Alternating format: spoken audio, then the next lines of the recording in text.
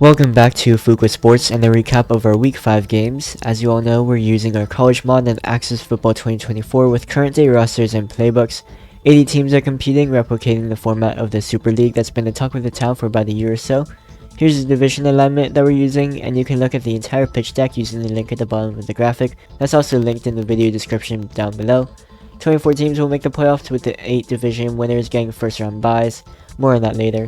But without further ado, here are the scores from Week 5. We definitely had our fair share of upsets and in dominant fashion too.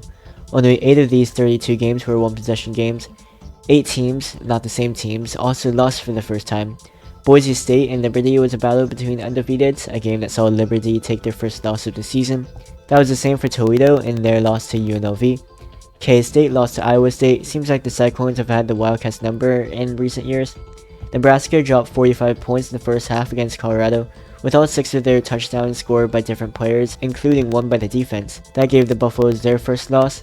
Missouri-Michigan was the week's only other matchup between undefeated teams, a game that saw Missouri shockingly come into the big house and run away with the game, scoring 20 points with 5 takeaways all in the fourth quarter. That was your week's main event. Pittsburgh got their first division win of the season, beating an undefeated Virginia team. USC upset Arizona, giving the Wildcats their first loss.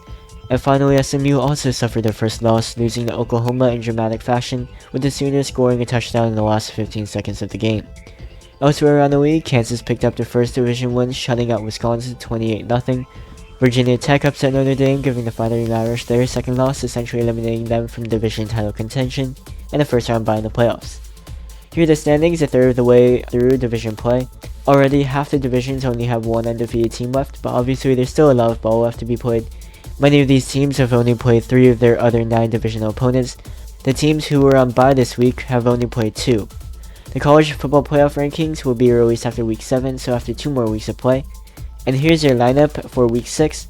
Lots of competitive games. We'll see if California and Boise State can keep their undefeated records, playing Arizona and Toledo respectively, both teams who just lost their first games of the season.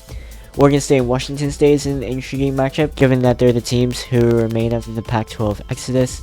They're doing well for themselves in the simulation though, with both teams with only 1 loss in the top half of their division.